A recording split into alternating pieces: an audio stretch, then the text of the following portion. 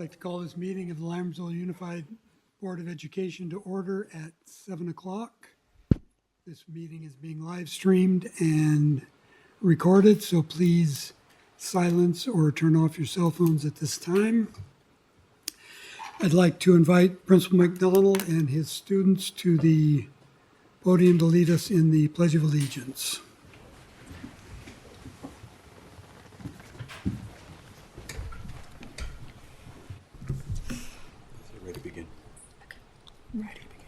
Ready, begin. I pledge allegiance to the flag of the United States of America and to the republic for which it stands, one nation, under God, indivisible, with liberty and justice for all.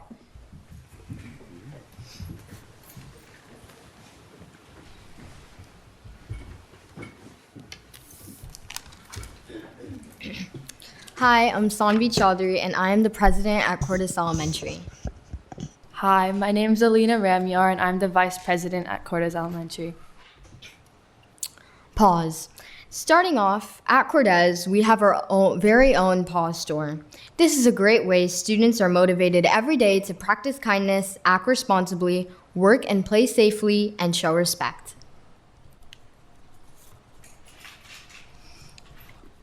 Our motto for this school year is catching knowledge, chasing success. Area 90. At our school, we push our classmates to always try their best. Through Area 90, we encourage our students to prepare well and hopefully reach 90% accuracy on the upcoming CASP exam.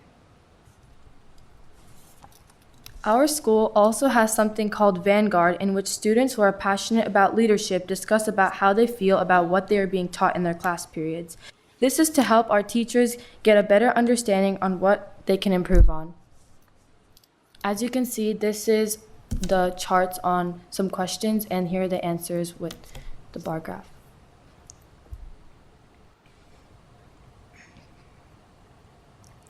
On the prowl. To help and support the students at Cordes, we offer On the Prowl. These are designated learning times offering students extra learning support. K to 5th classes have their first 30 minutes, and 6 through 8 have their interventions dedicated to aiding students' growth. Some upcoming events our school has is movie nights, My VIP and Me Dance, 5th grade DARE graduation, 6th grade science camp, Math Kangaroo, SJCOE Science Fair, which is for students who made it to county fair from our school, and DECA competition.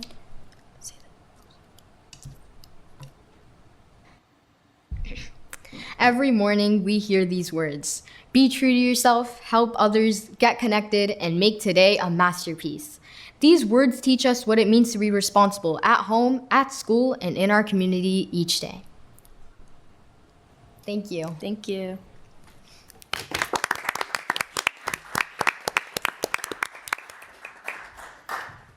Thank you. I do have a question.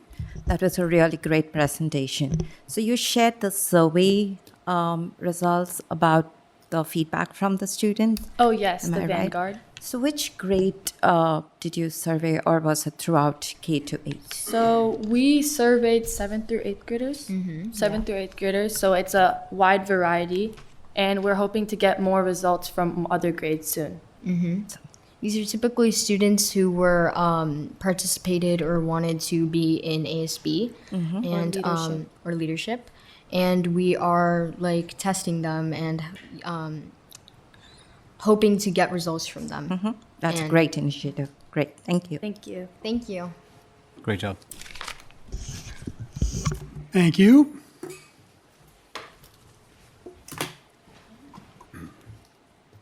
Roll call, please. Lisa Boulay. Here. Benita Daniel. Here. Samik Modi. Here. Stephanie Olson. Here. David Pombo. Here. Donovan Rudish. Here. Approval and/or corrections to the agenda. There are none. Move to approve the agenda. Second. On a motion by trustee Olson and seconded by trustee Boulay. Student preferential vote. Aye. All in favor? Aye. Any opposed? Motion carries.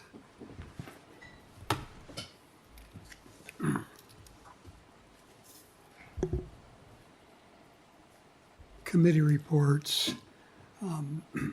District Advisory Committee, Trustee Modi. Thank you. The District Advisory Committee met today and had a presentation of the LCAP in our data dashboard, which has been updated on the Lammersville website. This was the second meeting of the District Advisory Committee this year. Thank you. District English Language Advisory Committee, Trustee Olson. Yes, the District English Language Advisory Committee met yesterday, and during the pre-meet, staff were able to discuss potential ways to help students test out and what standards we'll use for that. And during the regular meeting, we were informed that the Summative LPAC test is coming up. It will go February through May. And we reviewed the LCAP as well and looked at CASP scores, especially in light of how our English learners and LTELs are performing on them. And that concludes my report. Thank you. And the Education Committee is mine. We had a meeting last Thursday, I believe it was, where we went over the LCAP and SPED information as well as new course offerings at Mountain House High School. Policy Committee, Trustee Daniel. Nothing to report. Thank you. Safety Committee is also mine, and I have nothing to report. I skipped the Facilities Committee. Facilities Committee, Trustee Olson. Yes, the next Facilities Committee meeting is on Thursday, February 5th at 6:30 p.m. here in the district office boardroom. Thank you. And the Wellness Committee, Trustee Boulay. The next Wellness Committee meeting is February 18th at 3:45 in the Professional Development Center. Thank you. Item 6 is Governing Board Reports.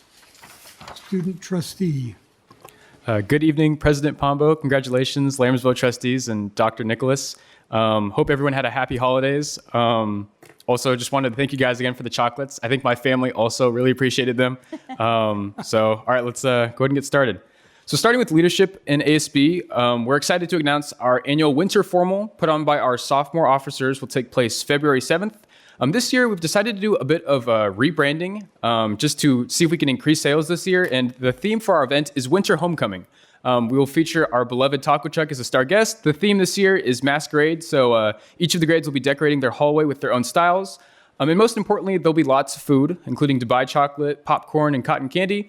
So it'll be an amazing time. So make sure to show up and support our leadership classes. Additionally, as a leadership class, we'll be attending the annual Tri-Valley Leadership Conference. It's more commonly known as TVLC. This is basically a giant school rally, but the whole audience is leadership kids, so it's very hype. And it's a really cool way to take back ideas from other high schools and their leaderships and see how we can bring it back into our campus. So this will be my third time going, so I'm really looking forward to connecting with new people. And additionally, this year, the leads of each high school are asked to create a film, like a dance video that we can show as a competition. So I see if I can showcase that in an upcoming meeting. And in regards to some of our leadership committees, our activities committee is preparing for the Winter Wonderland Rally and our Blacklight Rally. Publicity is working on making posters for that rally, and then also the rally coming up. Athletics works on posters for their upcoming games, and then digital media will be working on a senior decision post. So all of our seniors, where they'll be going to for college, really exciting information coming up soon. So lots of fun stuff from the leadership team. Some fun and exciting events have also taken place on campus that I'd really love to share. Last Friday, 2 of our sophomore Mustangs, Natalie Navarro and Kirsha Kumar, hosted the first ever Mustang Roundup, which was a collection of activities including, but not limited to, a talent show and also a petting zoo. There was a really good turn-up, and the alpacas and llamas got lots of attention. I kept my distance, though. Additionally, our incredible speech and debate team is hosting the next YFL at Mountain House High School. To be honest, I'm not very well-versed in speech and debate lingo, so I kind of had to do some research into what this really meant. And to break it down simply, there are 6 regional tournaments throughout the year, followed by a state qualifier and a national qualifier tournament. And at the Mountain House High School, we're hosting the 5th out of only 6 total events. So it's a really, really impressive achievement, especially considering that our officer team is just 2 to 3 people. I also had the opportunity to attend the Mountain House High School Ed Committee's meeting out in Cortez, the Cortez Professional Development Center, along with President Pombo.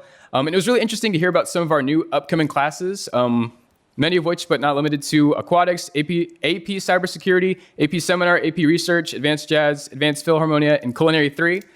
We additionally have some upcoming curriculum fair at the high school tomorrow from 6 to 8 p.m. I'll be bringing my little brother there just to see what it's like. So really looking forward to that. In regard to sports, it's as you'd expect. Most recently, we had our boys basketball win their game against Manteca last Friday, 50-37. And our boys soccer team won against Oakdale last Thursday, 3-1. And then a final piece that I'd like to add on for the coming year is updates with our middle schools. So recently, I've reached out to our middle schools that aren't currently presenting and collected reports on some of the activities throughout the recent months. So here's just a general quick summary of things that are going down. So in Bethany, our boys and girls basketball teams are both undefeated. Really, really cool. One really inspiring piece about middle school is that they go all out in decking their classes for the games. Their last game is this Thursday before playoffs, and to prepare, they've made their match winter-themed and created 20 to 30 posters to deck out the NPR. Their Science Olympiad teams are also in the middle of their competition, while HOSA just completed their online testing is awaiting who qualifies to compete at the state competition in March. So really, really fun stuff. Hanson recently hosted their STEAM fair on January 15th. They have a Eco Hero Assembly on the 22nd, Family Movie Night the 23rd, and their DARE program starts February 2nd. Wicklin Elementary School will be celebrating Kindness Week from the 26th to 29th, and that will feature a plethora of dress-up days and various activities led by their ASB during lunch. This concludes my report. Thank you. Thank you, Student Trustee Rudish. Very informative presentation and quite enthusiastic. Thank you. Trustee Modi. Thank you. First, for the student trustee, great job on reaching out to the middle schools and including that part of your report. I think it's great to hear what's happening at the other schools as well. I did attend the Hanson STEAM Night on January 15th. A lot of cool things. They had some robotics exhibits and demos. They had the Shedskin Reptile Company come and, up to the students on how much they wanted to interact with them. You could definitely hold the snakes and all that if you really wanted to. But I also enjoyed the fact that there were high school students there who brought, did poster presentations and created almost stations for the younger students to learn more about science and the other disciplines. So just a really, really nice event and event that was put on. Also, I believe the 100th day of school is coming up next week. Is that right? Okay. So congrats to everyone that's getting us to the 100th day. It's always exciting to see what all the different schools do to celebrate that. I love seeing the kids, I don't know which schools are doing what, but dress up to be 100 years old, or dress how we used to dress, or not we, but people dressed 100 years ago. So that'll be really interesting to see that. And then I'll conclude my report by stating that I've got 2 more of my MIG courses coming up in February, so looking forward to taking numbers 3 and 4. And then the 5th one, I think, is in June or July. So that concludes my report. Thank you. Thank you, Trustee Modi. Trustee Daniel. Thank you, President. Excuse me. On December 20th, I attended the graduation at the Discovery Challenge Academy, along with trustees Belay and Preston Pombo. And it was an amazing graduation ceremony. It was the first time I attended, and congratulations to Armando, Devin, and Costanza. Devin gets to come back to our high school and complete his graduation, and I got a chance to meet Devin today, and he's just so happy at the high school. So he has a good plan put together, so I really appreciate all the efforts our high school is doing towards the students, and also the Discovery Challenge. And this break, as mentioned last week, was extra special because my nest was full and we had everyone at home. So it was truly blissful. My heart felt like it was recharged. And right after that, I had to pack my bags and travel to India to celebrate my mom's 70th birthday. Little did I know that I would go there. It was an impromptu visit, but actually it came as a request also by my mom. She became a kid, and I can understand that. I've heard that as people grow old, they actually become kids. And as a kid, she reached out to me and she said, "Can you come by for my 70th? It's a milestone." So it was an impromptu visit. I had the opportunity to go there. So from one kind of Christmas celebration, I went to a birthday celebration, just in a different part of the world. And it was just amazing. And as some of you may know, she has been having a rough time with her health, but she's still continuing to do great. And she's one of the, not one, she is the strongest woman I know. She's been on liquid diet for almost 6 years, and she's still going strong and enduring that. So it was deeply emotional for me to be there at the milestone birthday. And there's something powerful to just going back to your roots and also honoring the person who has just given the roots to me. And being an immigrant who is now a US citizen, it's always a constant battle between two worlds. One heart is in America, where I have my kids growing up, building their future, while the other one is in India, where my parents, my aging parents, want my time, presence, care. So it's actually a beautiful struggle, I would say. Sometimes it's exhausting, sometimes overwhelming, but overall it's meaningful. It's just totally meaningful. So this winter break reminded me that love doesn't belong to one place. It just traveled with me around the world.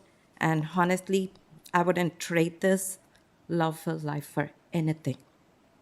I'm very grateful for the time I spent, but I'm also most grateful to my body, which actually endured a 24-hour flight each way and it's given me the strength, it's still giving me the strength to be sitting here with just 2 days. I just landed 2 days back, and I'm a little jet lagged, but I'm here.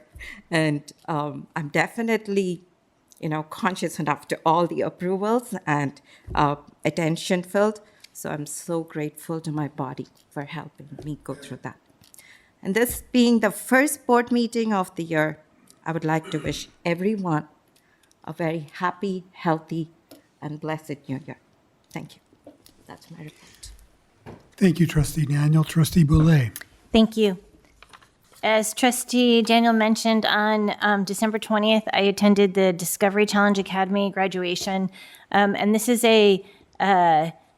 I'm so glad I had an opportunity to attend that. We did have 3 of our high school students graduate this program. And on the same day, 2 of our high school students, 2 of those students walked with their cap and gown to actually graduate from high school. So I'm so fortunate we have this program available to us in our area. It is a program that a lot of kids from throughout the state attend, so we're very fortunate that it's so close to us. The graduation was amazing. It was run with military precision, with a lot of high-ranking military members there, and you could see the pride on these kids' faces as they walked to get their diplomas. So again, definitely a worthwhile event, and I'm so grateful that our high school has embraced that program for our students.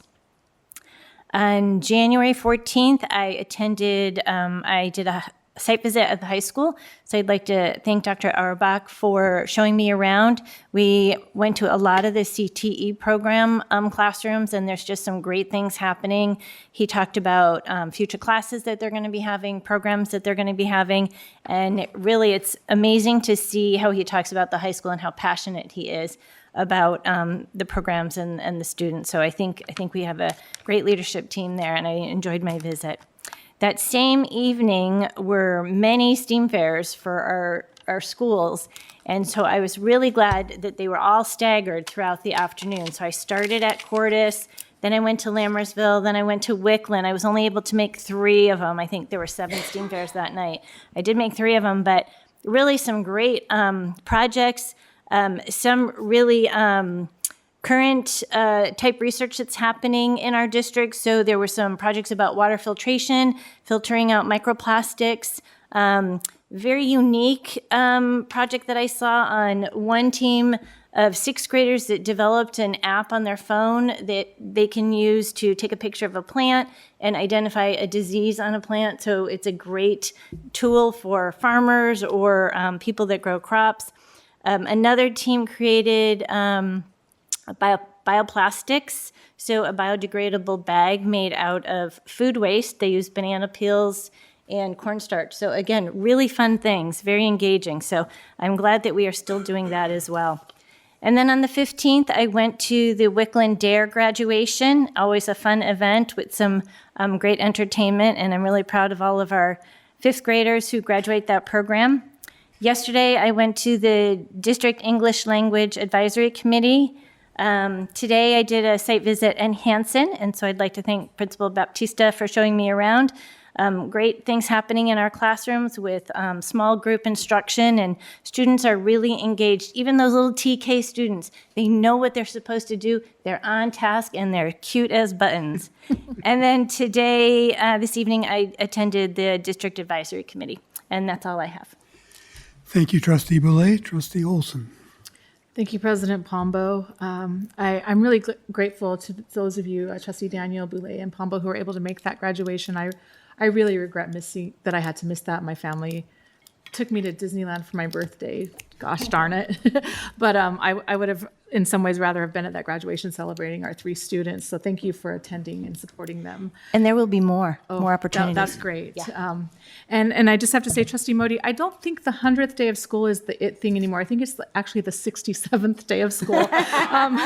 So we missed it. But having said that, on January 6th, I attended the Cuesta Science Camp send-off. Now, I did have a daughter going, so I was there as a parent, but in my capacity as a board member, I recall how we review these packets and all of the work that goes into setting up and coordinating with science camps and scheduling. The principal has to call, get dates, and then the teachers have to coordinate with parents, and to see it come together. And then to see when we actually had a bus that was not able to latch one of the doors, and the bus driver couldn't fix it. And you should see, we had so many Mountain House parents that were just so politely standing back, knowing exactly what needed to be done. And finally, one dad said, "Hey, I think all you got to do is, like kind of bend it this way and do that." And sure enough, that father fixed it.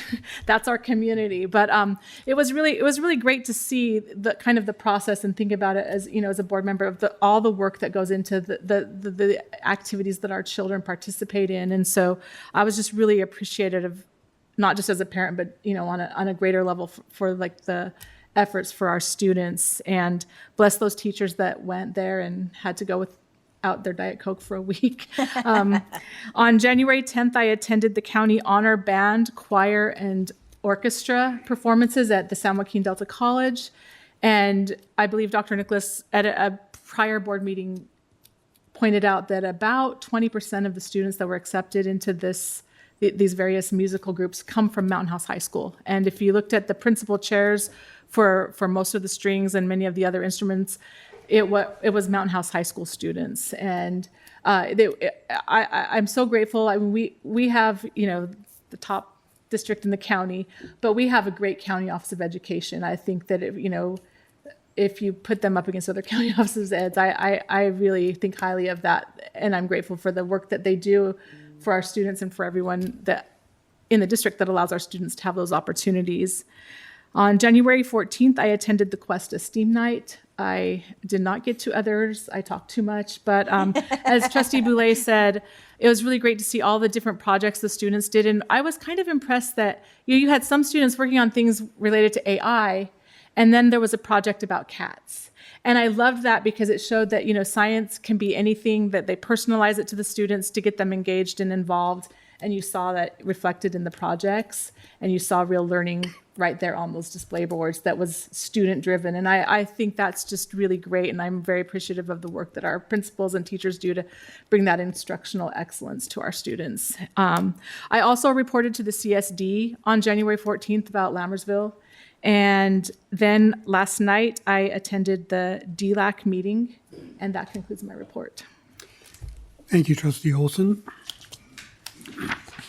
On December 20th, as a couple of my fellow board members mentioned, I attended the Discovery Challenge graduation ceremony, and I too was very impressed and very proud of our students. I know the students that were honored there have overcome difficulties, and it's wonderful to see them excelling. On January 14th, I attended the Region 8 delegates meeting where we had a presentation on the state budget and how it will affect school districts. I will be forwarding the slide deck from that meeting to the rest of the board. On January 15th, I attended the Wickland Dare. Always nice to see the enthusiasm that the Dare kids exhibit at the Dare graduations. I had to leave it a little bit early because I had a education committee meeting that same evening. And on the earlier today, I attended the Lammersville School Foundation meeting where plans for the upcoming auction dinner dance were discussed. I also attended the Mountain House High School Wrestling Senior Night where my grandson Gavin was wrestling for Patterson High School. So I had split loyalties, but I'm happy to report that he won his match by pin. So that might be the only one Patterson wins, but that's enough. And that concludes my report. Preston, may I have an extra minute, please? Sure. I just wanted to give a shout out to our student trustee, Rodish, for representing us and being part of the community event, the Dr. Martin Luther King's Day, which was celebrated at Mountain House. Great job. Thank you.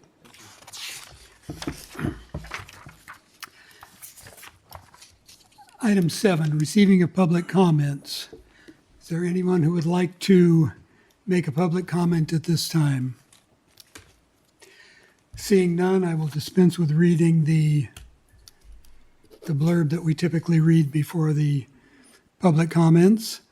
Item 8, consent items for consideration.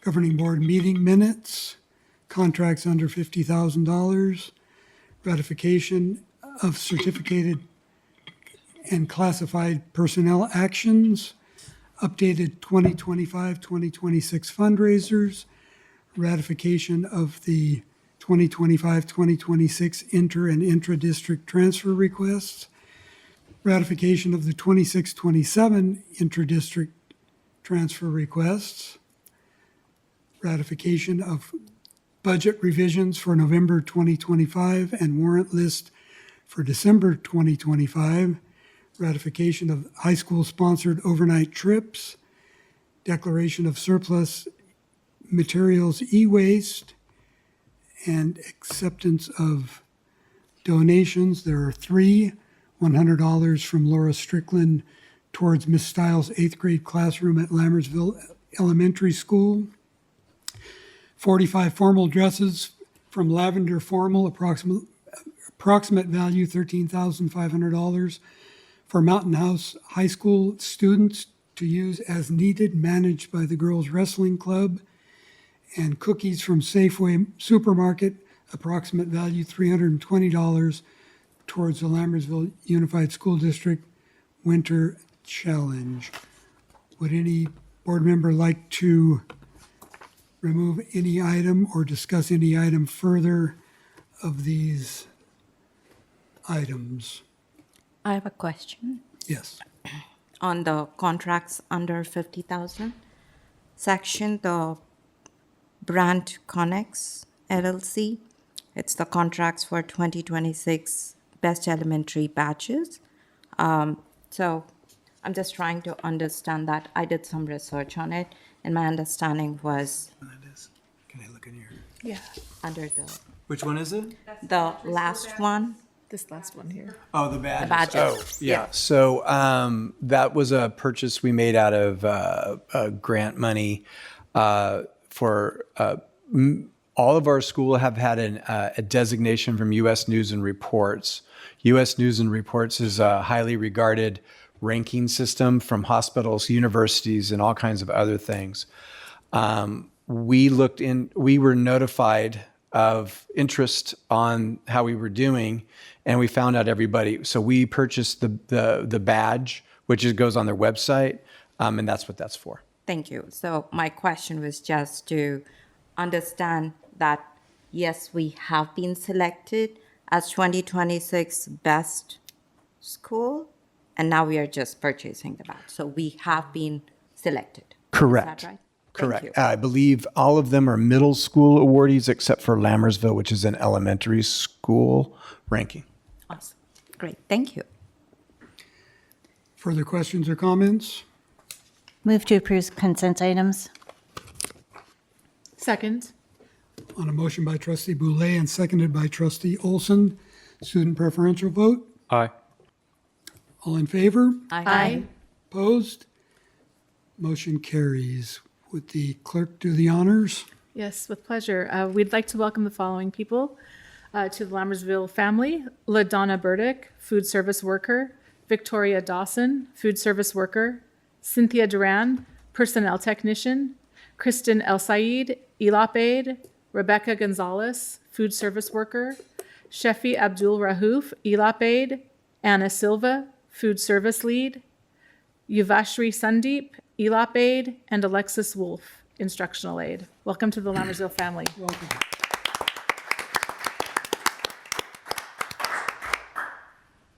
Thank you, Madam Clerk. Item 9, District Administrative Reports. Superintendent's report, Dr. Nicholas. Yeah, I just have one item. It's a point of pride for our school district in Mountain House High School. So I received a communication that we had moved to gold status, and if you follow the Olympics, gold is the best you can do. So I communicated to a few folks, including the board, that the high school had received this designation. It's really a 3-tiered designation with 3 different rankings: college culture, college credit, and college optimization. And so in order to get college culture credit, 80% of your students have to experience one AP course before graduating. College credits is 50% of the class has to earn college credit with a score of 3 or higher. And in college optimization, 15% have to have had taken 5 AP courses, including at least one in ninth and 10th grade. So that's kind of the full gambit. So what we celebrate is we moved in the college culture ranking from silver to gold, which is good. So we're at 66%. But here's what I realize is their ranking system is that with the top 40 hits. And back in the day, you got a gold record, and that was a big deal for music groups. But then there was the platinum record, which was the penultimate. So we are currently at gold status on the college culture, but we need 14% more increase to get to platinum. But the good news is on college credit and college optimization, we are already at the platinum level. So a triple platinum would be quite distinguished. We're very proud of the gold, but when you circle back to U.S. News and Reports, one of our goals has always been Mountain House High School is in the top 100 ranking in the state, and we're very close. But moving the 14 percentage point to the triple platinum would be, they heavily weight APs in their analysis. So this is a step along the path to what we want to achieve, but also triple platinum is where our destination is. And that is my report. Can you repeat just once more what the definition of college culture is, the one that we need to? College a few culture more is percentage points. 80% of your class experience one AP course before graduating. Okay, What thank we ran into, and Dr. Faubert can live the journey. If you open up a high school, you don't have any AP classes, and then you build a few, and then you add a few kids, and then you build some more. So we're still building where other places have built it long ago, and that's no excuse. We'll get there. But part of this give and take is that we're still building our program, and as we keep growing, that'll help us. Thank you. Do we know what percentage we are at right now Percentage of for the college culture? Like you said, 80%? 66%. Thank you. We should not sell ourselves short. The number of AP courses that we offer is probably multiples of what I had when I was in high school. And so and I think we also outpace a lot of neighboring schools as well. No doubt. And so we should be very happy with what we have built and have today. I think the culture within this board and the staff is always do more and do better. And you're going to see that on some of the agenda items today. So let's take pride in what we've got today. Of course, we all support trying to do more. Absolutely. Live in the moment while striving to the future. It's an issue I've been working on for a long time now. Okay, that's my report. Thank you. Item B, district enrollment report. We have two things. The Williams report. Oh. Quarterly report on Williams uniform complaints. We have 0 complaints. Thank you. Item 2, governance and student success balancing AI innovation with academic integrity.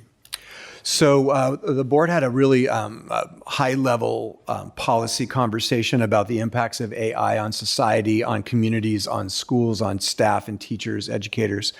And so we were asked to put together kind of what are we doing and how are we looking at this? So Deputy Superintendent Harrison and I sat down and we reminded ourselves of a story long ago. And while our Deputy Superintendent Harrison is coming up, who will give the presentation, I want to set some context. Mr. Harrison and I have been around long enough to live through, this is the second revolution in technology and education in our career. So we, a lot of people know, taught together at Escalon High School back in the late 90s. And it was in the late 90s when the internet came on. And it came on with the fervor and excitement and zeal.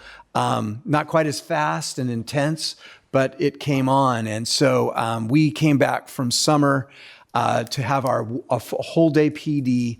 And we were told we were going to learn about the internet and that how we were going to use it and how wonderful it was going to be.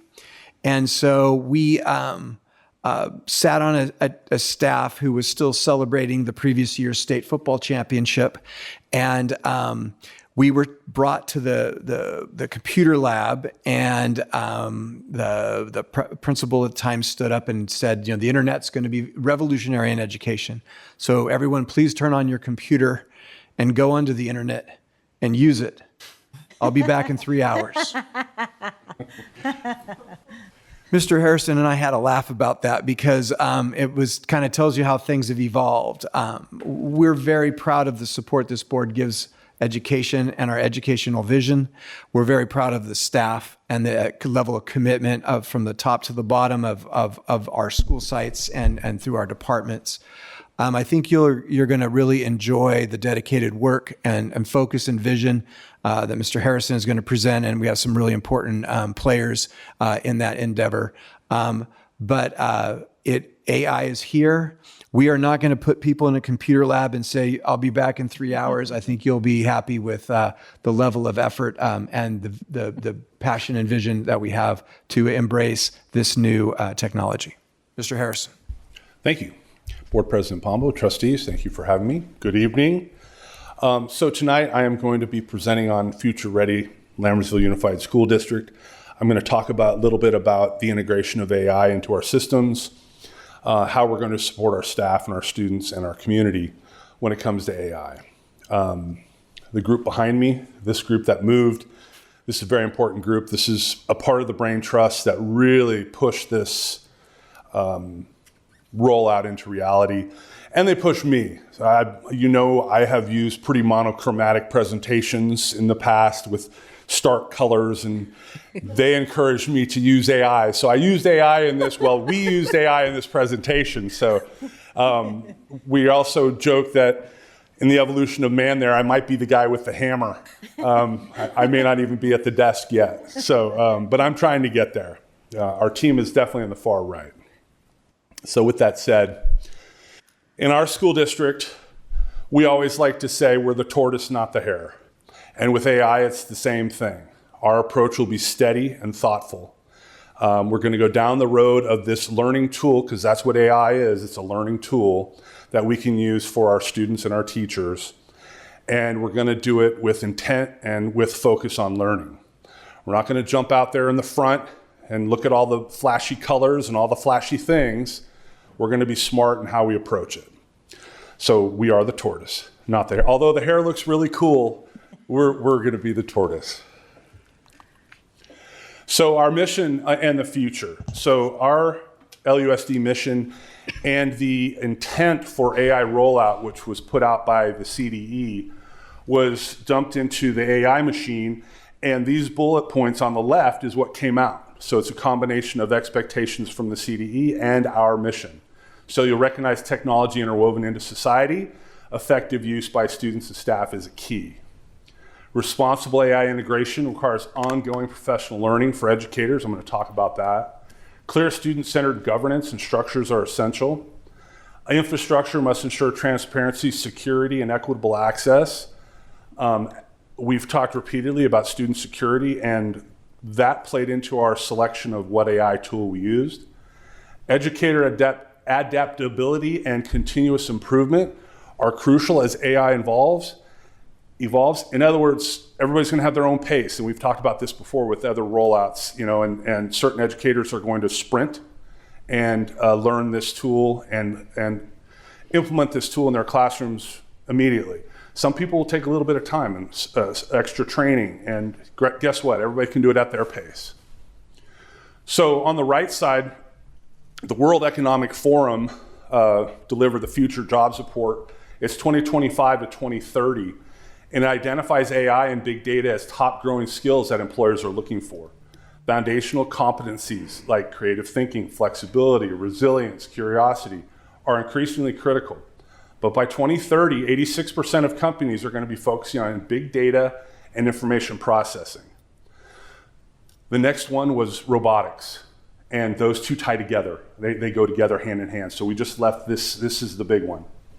So we need to bridge the gap for our workforce, for our students to be prepared for a modern workforce. So the CDE gave us some guidance. We had a webinar last week, and they've put some guidance out on their website. The guidance is AI is going to be integrated into the content standards moving forward.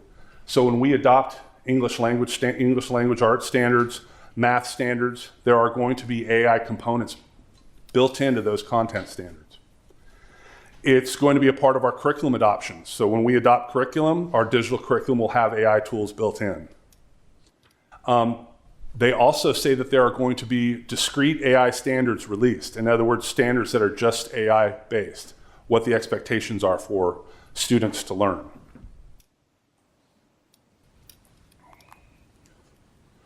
So the why behind our work, supporting our teachers, that's what we do. So the opportunity here is AI to save teachers time, to make them more effective in their job as teacher.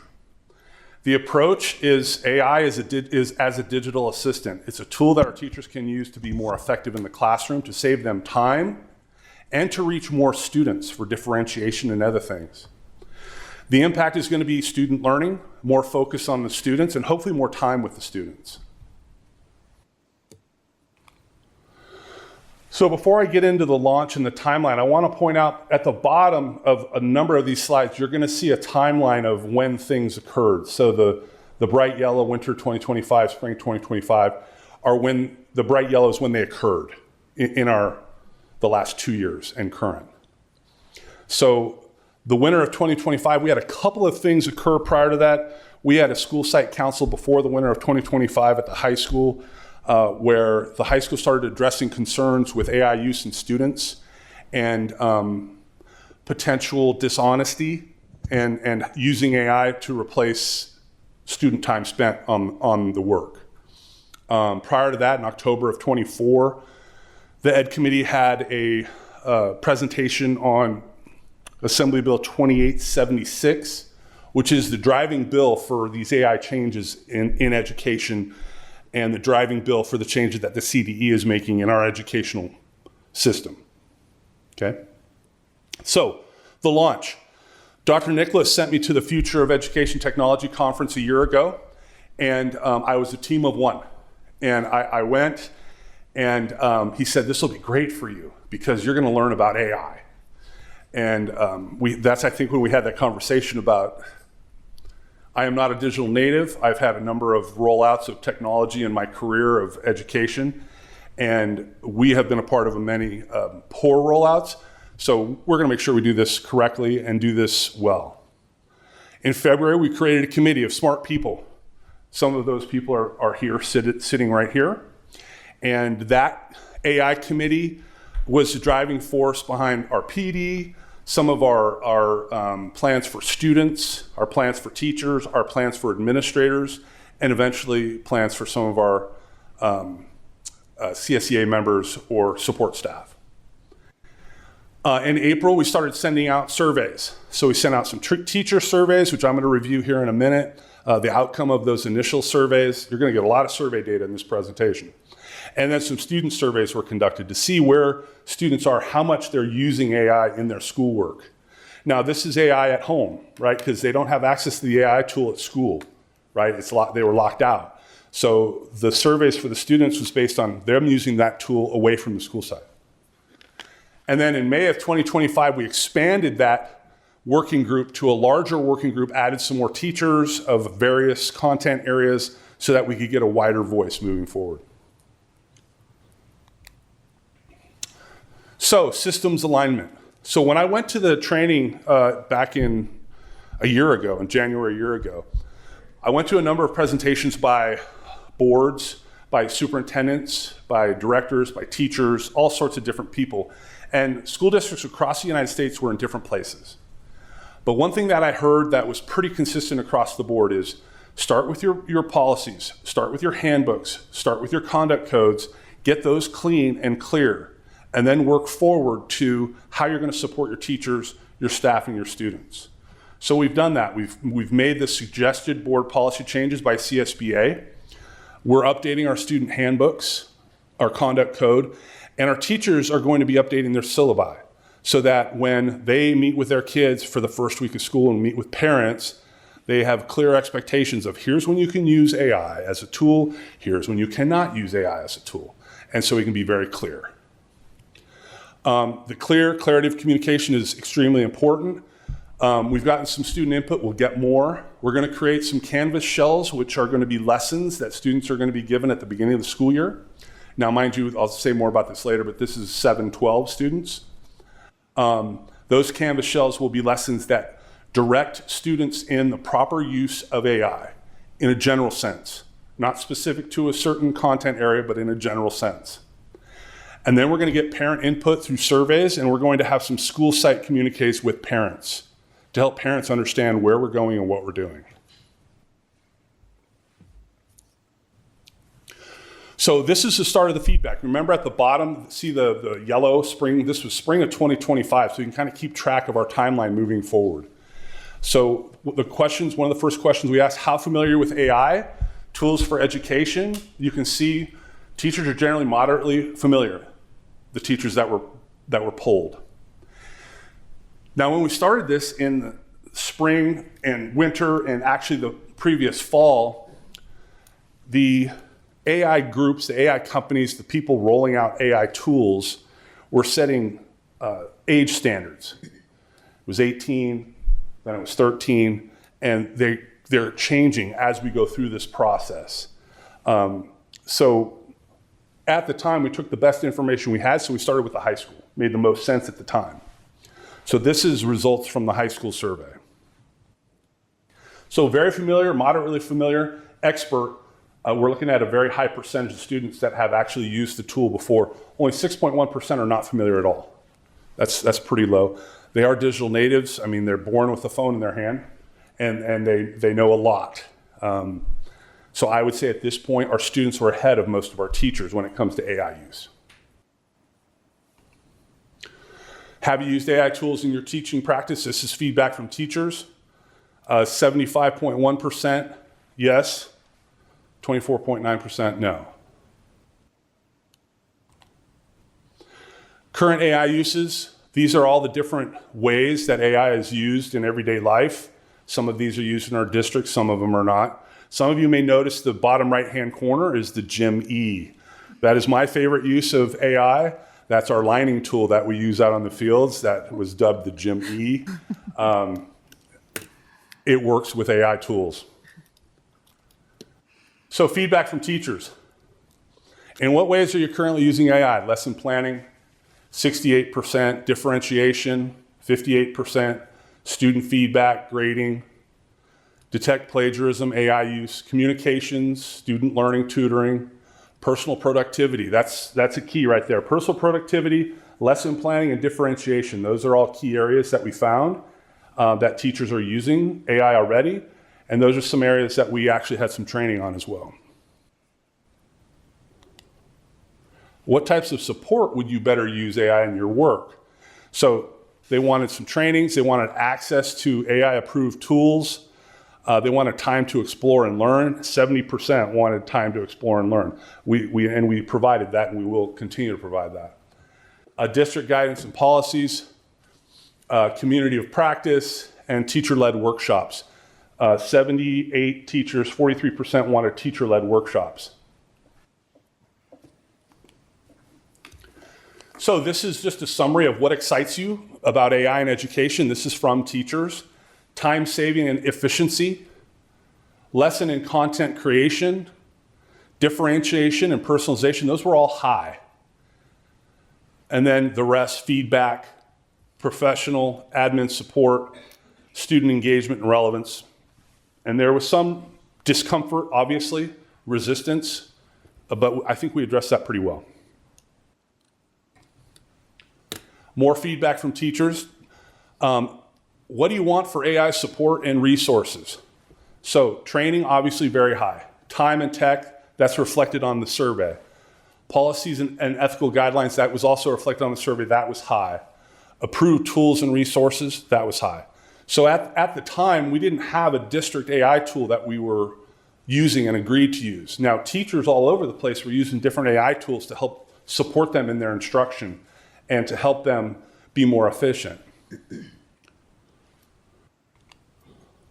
And here's student feedback. How familiar are you with artificial intelligence?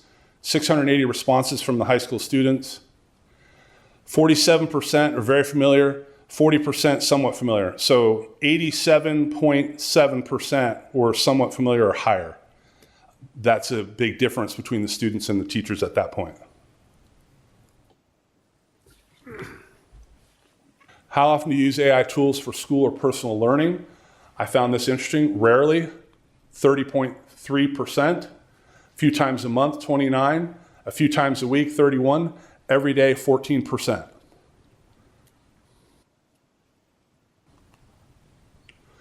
So when we launch curriculum or a new technological tool or any sort of content support or intervention tool, we go through a process. And this is basically our process that involves the AI process.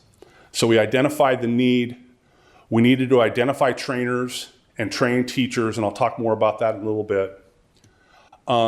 We needed to release Gemini for staff to get used to and try. And in the next slide, I'll talk about Gemini a little more. Provide training and then follow-up training and ongoing training for teacher and administrators. That's kind of our launch of the initiative. So early on, the AI group had two AI tools that we were exploring. That was ChatGPT and Gemini. And we had multiple meetings where our plan was to train on November 3rd both tools and let teachers choose what tool they could use in the classroom. As Sean did some investigating with both of those organizations, and as we did a deeper dive into both tools, it was evident right away that ChatGPT was designed more for business, and that Google Gemini was going to work better for us, because we're already a Google school district. We use Google, we use Google Sheets, we use Gmail, we use Slides, we use Docs throughout the district. It's also a safe workplace. Our kids use Google. It's safe for our kids to go into that workspace and use it. So in the investigatory process, we realized, okay, we got to go with Gemini. And the whole group said, yeah, Gemini is going to be better because we've been trying it and using it and it works great. So that's what we did. So the integration and supports work great. The workflow works well. All 3rd through 12th grade teachers were given active licenses right before November 3rd training. A part of the byproduct of the training is teachers were in different places at the start of the training, and we wanted to bring all the teachers up to a baseline. Let's all get here. Now we have some that are just going to go through the roof and learn it right away, and likely they'll be our trainers, right? So the use will be self-paced, and we're going to focus on teacher collaboration and teachers working together, grade level, content, etc., to learn how AI can help them be more effective as instructors. So November 3rd was a professional development day. In preparation for that day, the AI committee recruited teacher leaders. 23 teachers were selected to be a part of the training. We interviewed potential keynote speakers. Now, I found those keynote speakers back at the FETC conference 6 months or so earlier, or whatever it was. In going to different sessions, I went to sessions that would help our school district and help me understand the path that we need to take. So I found some really good keynote speakers that I pulled aside after the presentation, said, hey, here's what I'm about, here's what we're doing in our school district. I want to contact you at a later date and see if you can come to our school district. So the AI committee interviewed these candidates, and they selected one. And I think they were all good candidates. The one we selected was, I think, the right fit for what we did on November 3rd. Those of you that were there, he was very good. So the workshop structure was, session 1 was prompting strategies and teacher planning tools. Prompting, I discovered, is very important in the use of AI. Asking the right question to get what you want out of the tool is key. AI to support students who are struggling or have special needs. This is a powerful tool that we can use to differentiate for our special ed students, our EL students, and provide extra support in a simple and easy manner. Session 3 is establishing meaningful AI student usage and expectations. So like I said, the goal was to establish a baseline common understanding for all of the grades 3 through 12. Now, you're asking yourself, what about the TK2 teachers? The TK2 teachers were learning to use a screener that day. So on a later slide, I'll show you when they're going to get caught up where everybody else is. So this was fall of 2025. So the November 3rd Professional Development Day, this is the AI slide, in case you didn't notice. Our keynote speaker was Ben Songarath. He kicked our day off with about an hour and 15 minutes of AI, explaining AI, where it is, where it can go. And he did a great job. I think he was very well received by the teachers and staff that were in attendance. The 312 teachers were there. And our goal for the day was to empower LUSD teachers to harness AI, reclaim their time for what matters most, connecting with and inspiring students.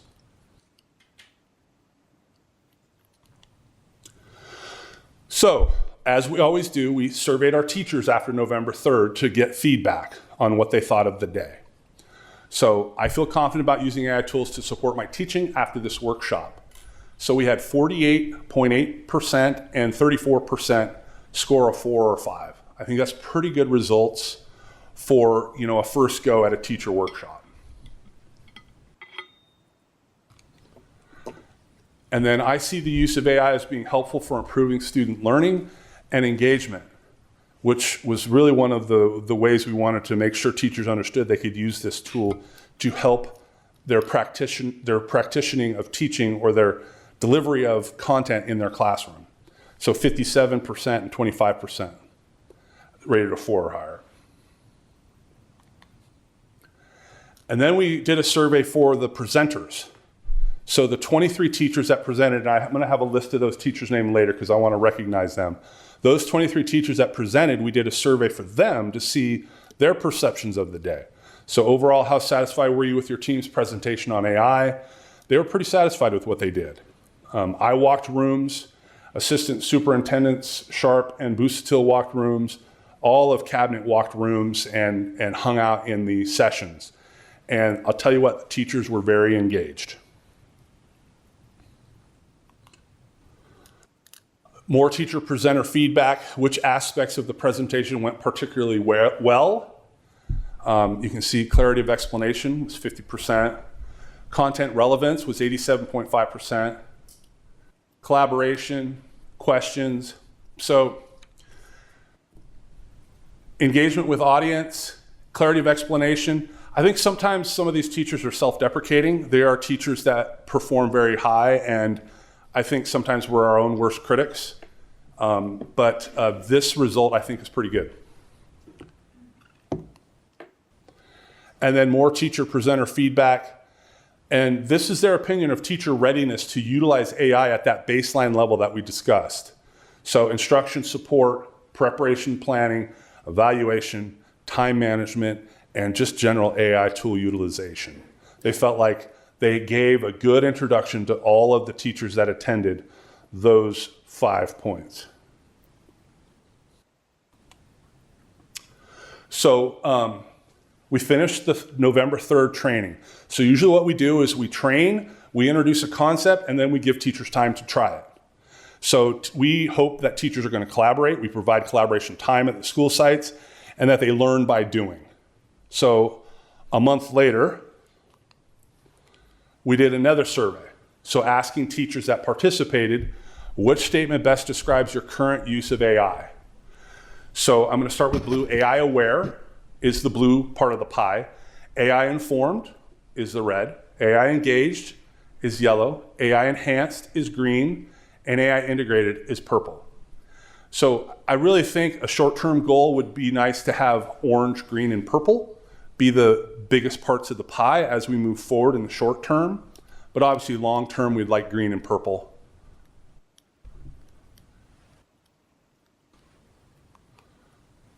And then here's more data. In which area of instruction do you anticipate needing the most support regarding AI integration? So after they've used Gemini for a bit, we asked them, hey, so understanding AI's ethical implications and biases, how important is that?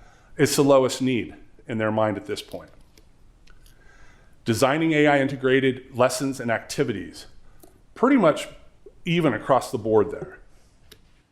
Using AI for personalized student feedback and differentiation, highest need, and second highest need, which that's something that I love to see because that means that teachers are going to use the tool to help students in their classroom that aren't necessarily reaching standard, right? Evaluating and selecting appropriate AI tools for specific learning goals. It was second, so it was the red, so close to the highest need, but still a need. And then teaching students how to use AI responsibly and critically. That was of high need. So a lot of teachers are concerned about students cutting the corner and using AI. We want them to use AI to help their thinking, not to replace their thinking. And that is the message that we're giving from day one. It's a tool. It is not something that replaces your brain and thinking about what you need to do in the individual content areas. So long-term teacher support, we asked them to select examples where you need support in integrating AI in your instruction. Once again, high to no support. AI for generating diverse practice problems quizzes, we're doing pretty well. AI for summarizing, we're still doing pretty well. AI for creating lesson plans aligned with specific standards, we're middle of the road. AI for identifying misconceptions in student work, so that one looks like it has high and medium support needed. And then AI for developing project-based learning prompts. It looks like we need to do a little more there. So we're going to take this data and do professional development based on feedback from the teachers.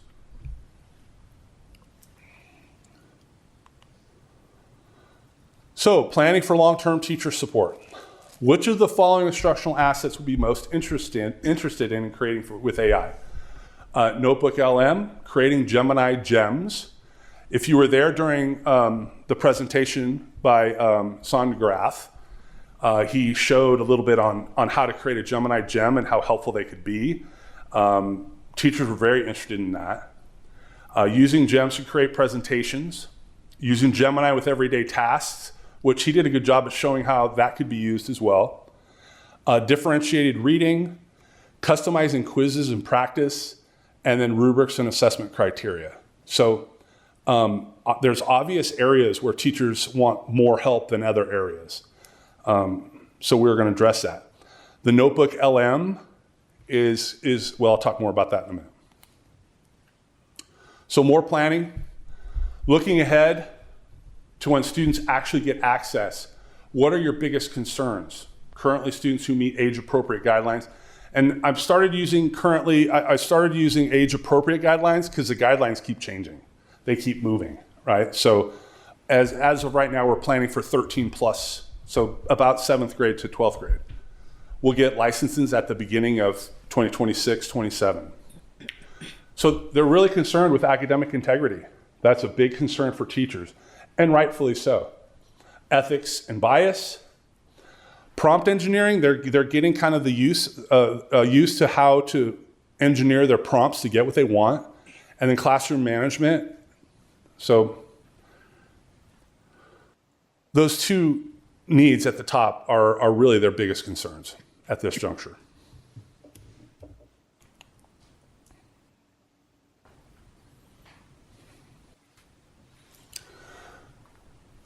So next steps. The team got together and talked about Notebook LM, which is a tool that our principals are interested in learning how to use. So what we're doing is we're taking some of those teacher leaders, who I'm going to give you a list of in a minute here, and they are going to do professional development at our admin forum. So we're going to pull a little corner of our admin forum aside once a month, every other month, to do some training in AI tools that can be used in the classroom to help teachers and help students. So we're going to train the administrators in admin forum. That would be principals and vice principals and staff. And then the principals are going to take those concepts that they learn in admin forum and deliver them to their teachers in their next staff meeting. And then once that's been completed, we're going to ask the individual principals to get feedback from their staffs. Okay, what do you want next? And then we'll wash, repeat, rinse, wash, repeat. We'll do it again. And we'll address each individual need on an ongoing basis and hopefully systematize our training practices. And this is winter 2026 and spring of 2026.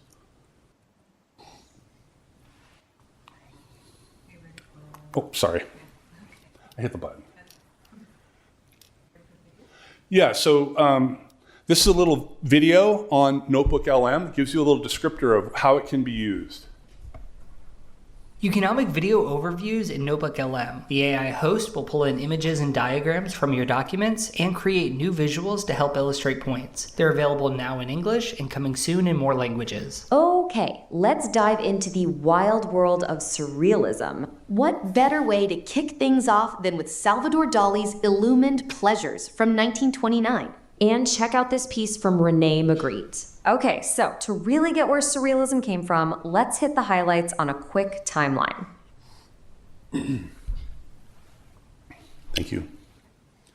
So with Notebook LM, you can basically create, I look at it as the old days where you had the drawers at the library where you got the cards. Anybody remember that? Where you pulled the cards out and you found the different publications. You probably don't know what I'm talking about, do you?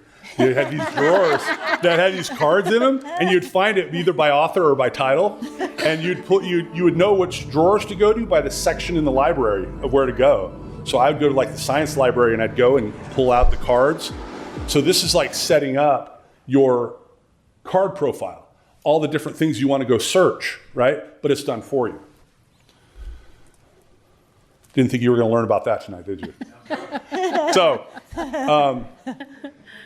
this is a transition slide that allegedly that's me teaching, but I want to reinforce that we want to use AI as an assistant for teachers to make them more effective and use their time more effectively.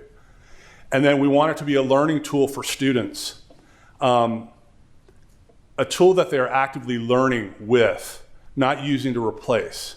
And that's the thing that we really have to be cognizant of as we move forward. So this is a time I want to recognize the different groups. The AI committee is there on the left. It's Brian, Darren, Debbie Ritchie, Gabby, Heather, Irene, Katrina, Carrie, Maria, Sean, and myself. And then that big long list, I'm not going to read it, but I'd love you to take a look at that long list of the November 23rd teacher leaders.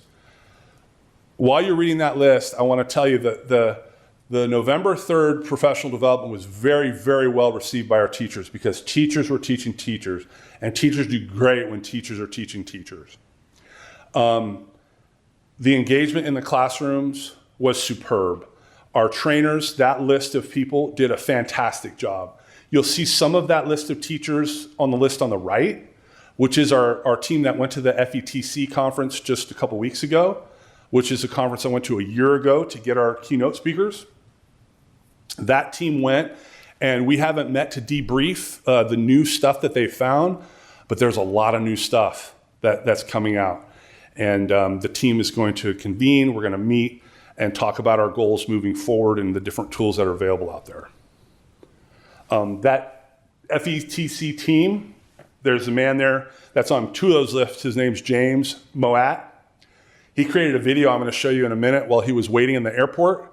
He flew a different flight than other folks, so he took all the pictures from the event and created a really cool video. So when you hear the video, you need to listen to the words because it's all custom, the words and the video, using an AI tool. Here we go. Yeah. Staff room cipher. Mountain House in the building. Lammersville, let's ride. Yo. Yeah. Bell rings, last kid leaves, we huddle by the door. Coffee in the mug, sneakers squeak on the floor. Lesson plans packed, got the laptop zip. Some notes tight, field trip script. Badges on the lanyards, print that page. Flights to Orlando, we off that stage. From the whiteboard dust to the airport line. Talking future of ed tech like the world's on time. Lammersville takes off, yeah, we on that flight.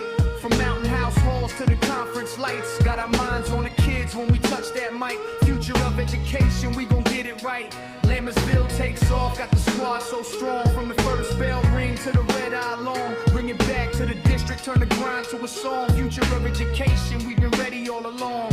Staff t-shirts, Chromebooks, carry on dreams. Talking apps in the aisle, whole row of schemes. That's Ben, our presenter from November, meeting with our team. We have these tables at the high school. But we still crack jokes in the back row seats. Trading hacks, new tracks. That's Debbie Ritchie right there, playing the virtual game. From mountain house halls to the conference lights. Got our minds on the kids when we touch that mic. Future of education, we gon' get it right. Lammersville takes off, got the squad so strong. From the first bell ring to the red eye long. Bring it back to the district, turn the grind to a song. Future of education, we've been ready all along. From the cul-de-sacs, window on the fields, to the palm trees, new ideas revealed. We compare old grades with tomorrow's tools. Same heart, same kids, just sharper schools. Who we reppin'? Yeah, Lammersville loud. Why we here? Yeah, to lift our crowd. We learn, return, make the home team proud. Turn quiet classrooms into thinking out loud. Lammersville takes off, yeah, we on that flight.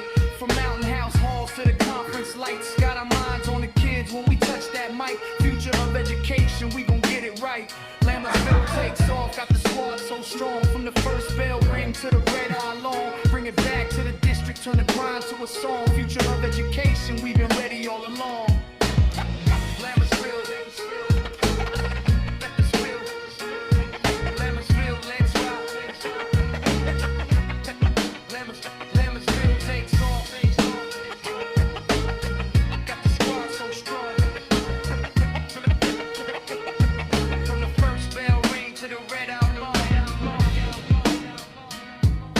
So I feel like I should clarify that Principal McDonald told the band that it was Travis's birthday at dinner. So they were singing to him and made him stand up for his birthday. I don't think it was his birthday. But I think all the teachers in the group really enjoyed it. So that was our FETC group. So student-based next steps. So some of the things that we're doing moving forward, I talked about the Canvas-based student modules that we have some of our teachers and coordinators collaborating to design. Those Canvas modules will be delivered at the beginning of the school year. We're also working on parent and guardian communications that will go out from the sites. I'll talk more about that in a minute. I have a slide on community engagement. And those modules will be taught during advisory, homeroom, or boost or support time during the first week of school. That way students are familiar with the rules and the expectations of how to use Gemini in the instructional setting. The models will be explicit. They'll prepare students to be responsible, ethical, and use the integration of AI appropriately. We're going to focus on academic integrity. I've said that a number of times. I say it a number of times in this presentation because it's a big concern. And we need to teach the kids how to use the tool effectively, not replace learning. Students in grades 7 12 will receive Gemini licenses beginning the fall of 2026. We'll align access with the instructional readiness. And as I said before, some teachers in some classes will move through the AI journey a little faster than others. But we're going to take steps forward like the tortoise, not the hare. So back to school in 2026, the TK and second grade teachers will catch up. They'll get the training that was delivered to the other groups on November 3rd. Third through sixth grade teachers will continue developing their skills in AI prompting and integration to enhance instruction. We're going to do another survey and get feedback before the finalization of those training days. 7th grade through 12th grade teachers will continue developing meaningful AI use in their classroom to support students in response to AI use. And then 7th through 12th grade students will engage in their Canvas-based AI modules at the start of the school year. And then classified staff has their own journey, and it's a similar journey to the certificated staff, and I'll talk more about that in a minute. So parents and community. So as I said before, we've talked to parents and community a couple of times prior to the winter of 2025 at a ed committee. The high schools dealt with it at their school site councils, and then tonight, and then the education committee this spring will give a presentation and talk procedurally of what's moving forward, what's going to happen moving forward with AI. And then we're going to have some school site parent surveys and presentations. Those will be standardized so that they get the same information as everyone else that potentially is using the Gemini tool. And then we're going to host parent training nights at the school sites so that parents have opportunity to come and ask the experts on, okay, what's okay? So my kid uses this tool at home, and what's okay? How is it okay for my student to use the tool? And this won't be the first time that they get information from us at that parent night. So the classified staff. So we've created a differentiated group to explore the path of AI to maximize our efficiency as a school district with our support staff. We've identified staff at the district office and office supervisors as our first round of learners. Noelle is a part of that leadership group. We got a team that we're putting together to have a leadership group that guides that process, just like we did with the teachers. It'll be a parallel process. So our goal is to educate and identify district systems that can utilize GEMS or other AI tools to work smarter in our different divisions. I know HR, business services have expressed a lot of interest in standardizing some of their procedures and using AI to be more efficient. So future exploration for teachers. We're going to look at more writing support tools, early learning support. You know, there's curated programs out there. They're called nanny programs. I used it as slang, but I guess that's what they call it at the conference, that are designed to allow younger students to use AI tools safely. So they're not out on the wide web. It's all curated by a program, and kids access the AI tool through a nanny program or a curated program. We're not there yet. We're still shopping and looking at different programs in that realm. Curriculum guidance, there is going to be AI integration into our future curriculum adoptions. It's just going to be a part of it. So us learning now, and I'd say we're learning faster and sooner than other districts, but there are many districts way out ahead of us because they were the hare, and a lot of those districts experienced some challenges. We want to do this in a very precise, concise manner so that we use the tool effectively for our kids. And then differentiation. This is the part that excites me the most about AI tools, is you can differentiate very quickly and very easily for those students in your classroom that are not meeting standard. Students that have an IEP, students that are EL students that need extra support. This is a great tool for the 20%, which is one of our district goals. And so I think AI is really going to help us with that group of students. So once again, I'm going to say it again. That is not a picture of me on the left. Our district's approach is tortoise, not the hare. We're going to do this in a smart, logical way, and we're not going to sprint out there out front and just look at the shiny nickel and pick it up. Do we even have nickels anymore? I don't know. So our goal, provide comprehensive vetted AI tools to staff and students to enhance teaching and learning while providing guardrails and ongoing learning to maintain cohesion and efficacy. So we're going to teach the teachers. We have a lot of teachers that are running out front and are really good with AI tools. We're going to ask them to turn around and train our teachers and work with our staff. We're going to find strategic ways to use AI to integrate the tool into our learning. We're not going to adjust our learning for the tool. We're going to use the tool for our learning. And I think there's a big difference in that. We're going to consider the ethics of AI. We're going to be transparent and collaborative with parents. We're going to have some feedback mechanisms. And we're going to have some home support. And when I say that, I don't mean we're going to be in their home, but we are going to have opportunities for parents to come to the school site to have conversations about AI.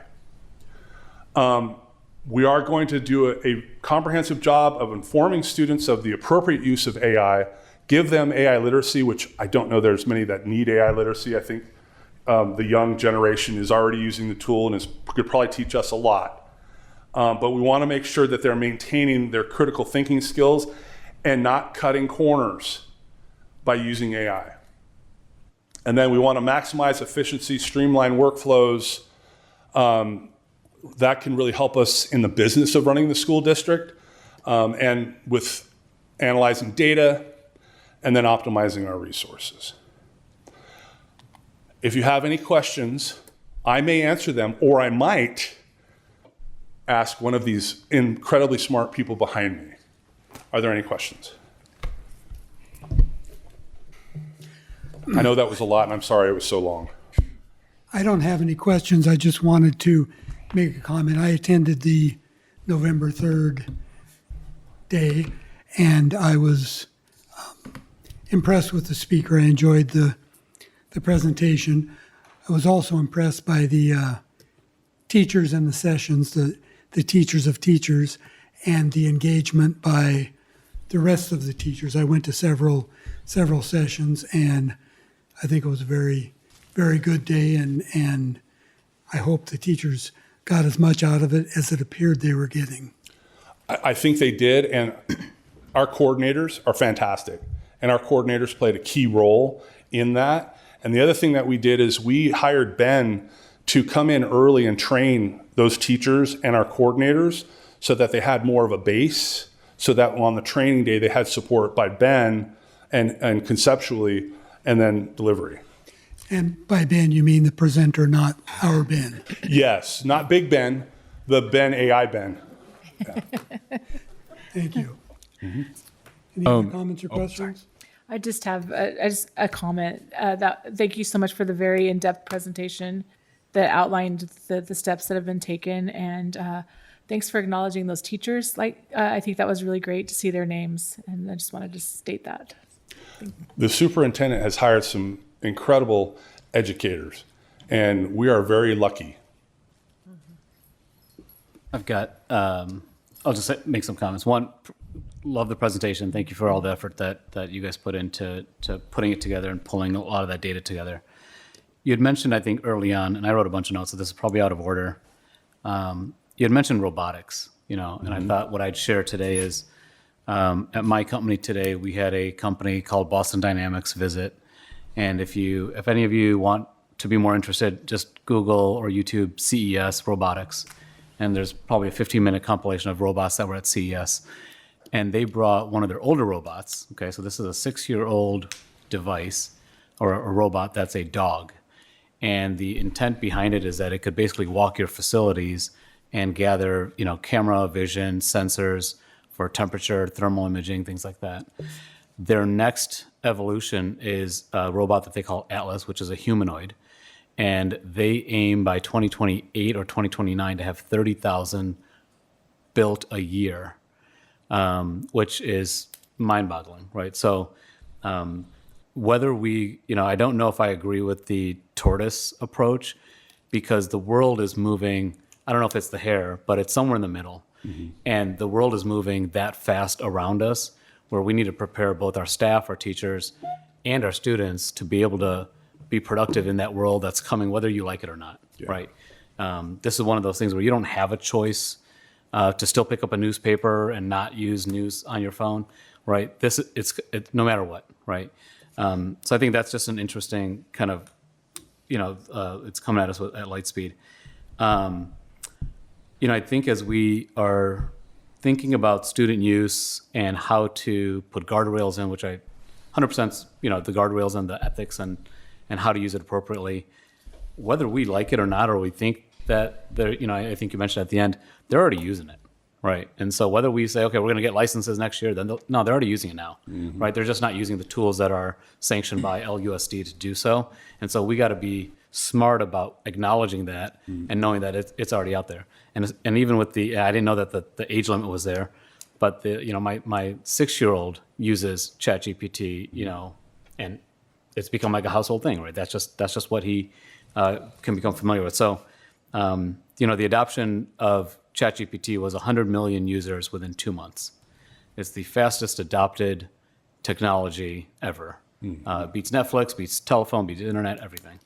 And so that scale, I think that's why I pause at the tortoise analogy, because it's moving much faster than that, right? And we got to find a way to stay at least somewhat close to it and not fall too behind. One thing that I don't think you mentioned that I think is worth noting is I think the agreement with Gemini includes the fact that any data that we put into Gemini does not get shared by Google elsewhere. It's not used to train their models for other people to use. And I believe there's a disclaimer when you go to use Gemini in our licensed version. So that's, I think, really important, so that if teachers and parents and community should feel confident that we're not putting their grades out there and then they can be put out there for other people to use. I think one of the things I thought is it would be really interesting. The survey that you had mentioned, I think, was from spring of last year.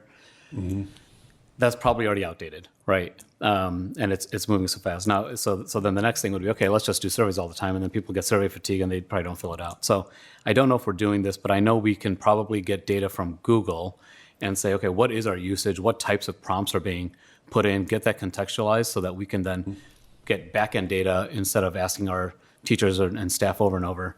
So if we're not doing that already, I think that's something to look into. You mentioned, looking at district staff usage. I'll throw a plug in. I think contracts is a great thing. I think both of you saw me use it with one of our contracts, I think in December or so, and I took a clause and said, hey, help me understand this. It could also help us evaluate whether we're missing any clauses in there that could better protect us.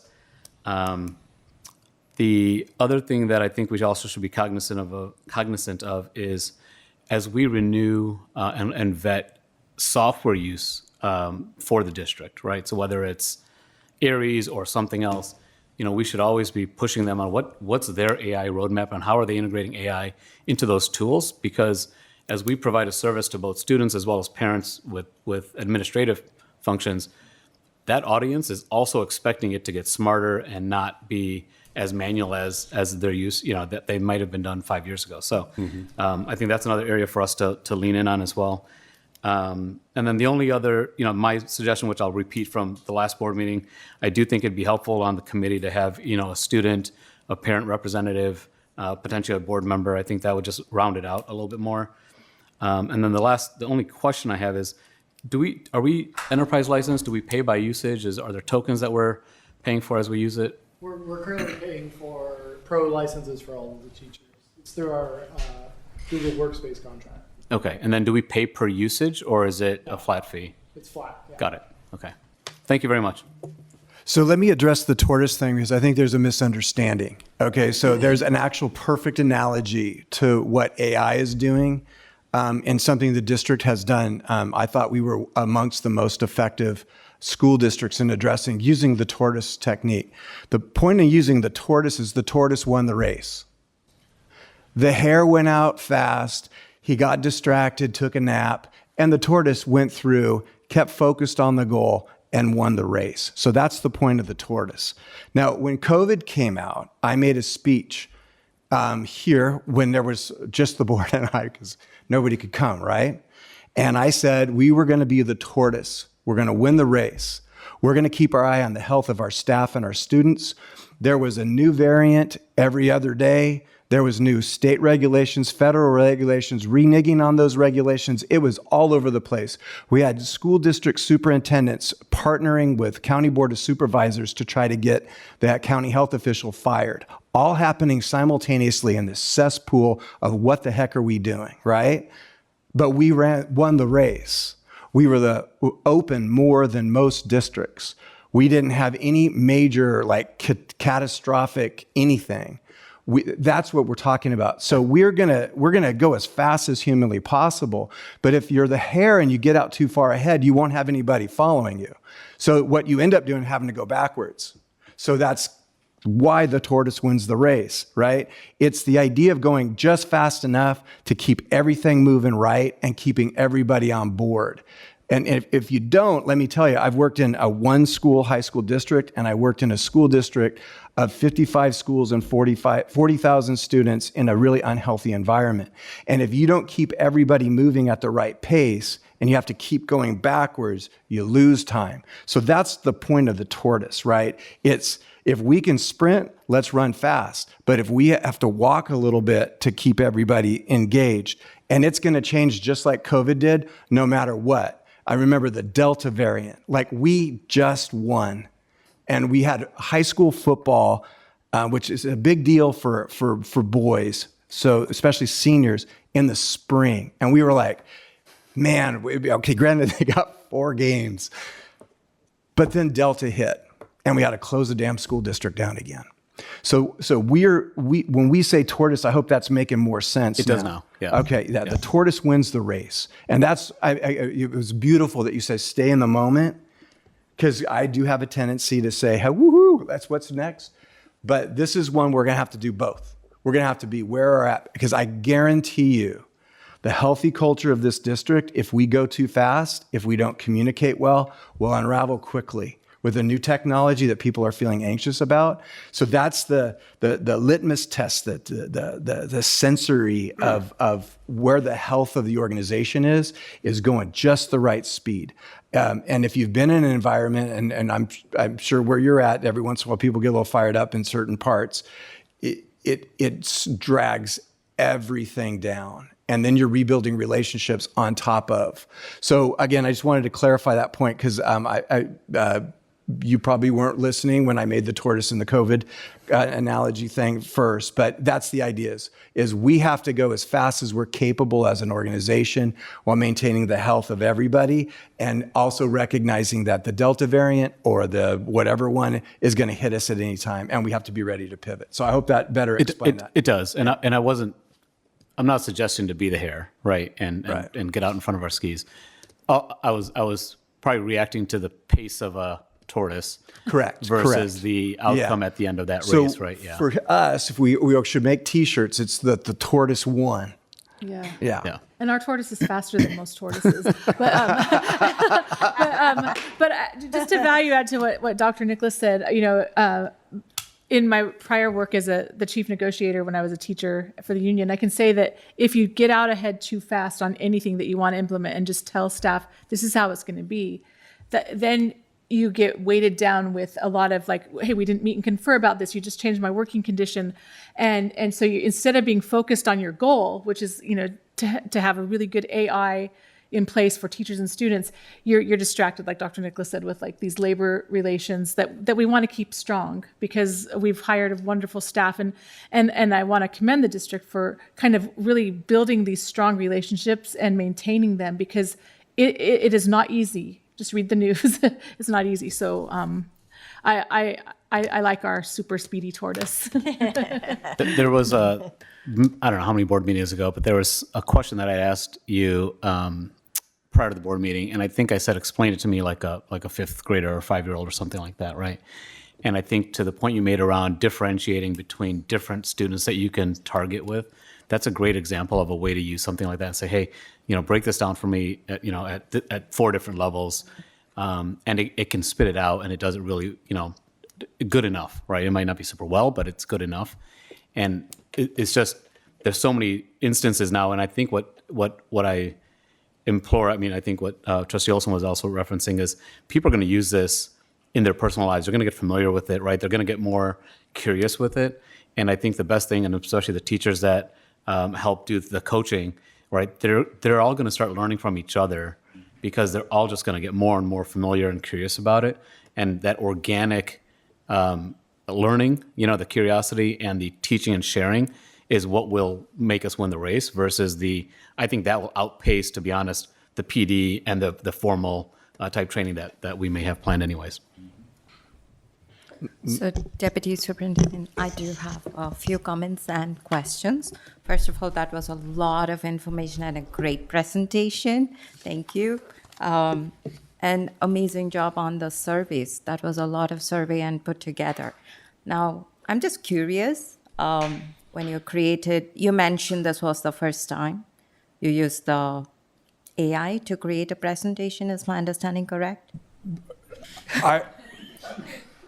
The royal I. Okay. We created the presentation, and they said, why don't you use the AI version? Okay. And I was convinced that I need to change. So Awesome. I changed, and I used the AI version. Awesome. So my curious question was just when you put together the AI images, you mentioned there were certain parts which were AI.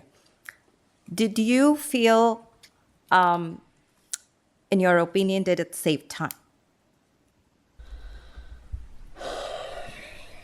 Not creating this presentation, because when I work on giving a presentation like this to the board, whether it's a big curriculum or a new technology, I bring lots of brains, because no one of us is smarter than all of us, not by a long shot. So I bring in all the brains and we all collaborate. So we all went at this from our desks, from different chairs, from different places, put it all together. Then we got together and talked, did more, put it together and talked, and went through it, because it's 45 slides. So the answer to your question, honestly, is no. I go through that same process whether I use AI tools or whether I use the standard old format that I've used in the past, the monochromatic format, because I want there to be a comprehensive package. Thank you. Thank you for your honest feedback. So coming to my questions, I would start with, it's actually a follow-up question from Trustee Modi's. Now everybody's using the AI tool even outside of school, right? So and my understanding is we are going to be getting the license for the Gemini, and that's going to become our subscribed AI tool. And that starts from 2026 academic year, right? And that's from 7th grade onwards. So this is the fact. Now, when we have the district approved AI tool, and there is a assignment out there, how would we know if they're actually using the district-approved AI tool or they're actually using something available at their home computer? I don't know, correct me if I'm wrong, team. I don't think we're going to actually know if there's an assignment that can be used away from school. I don't think you're going to know what tool they have used. But we're going to set the parameters. The teachers on their syllabus or syllabi are going to set the parameters by assignment. Like, okay, you can use AI to search this. Or they might provide a gem or some sort of holding area for the tools they want the students to use to access when they're doing an assignment. So in that case, there might be some control. So it all depends on, I think, the experience of the teacher and how well they use the tools and what they're allowing their students, how far they're allowing their students to use AI tools. Sometimes they may say, like, I taught writing. I might say, no tools, right? And then when you come to class, we're gonna check it with the AI tool. You know, I might use it that way. So I think it all depends on the talent and the uses of the teacher. Okay, I hear you. Now, the follow-up question to that is, now that we may not know, and it's entirely based on the teacher's requirement on what to use when, if I'm just thinking of the hypothetical situation where they use the assignment or input the assignment in a chat GPT, right?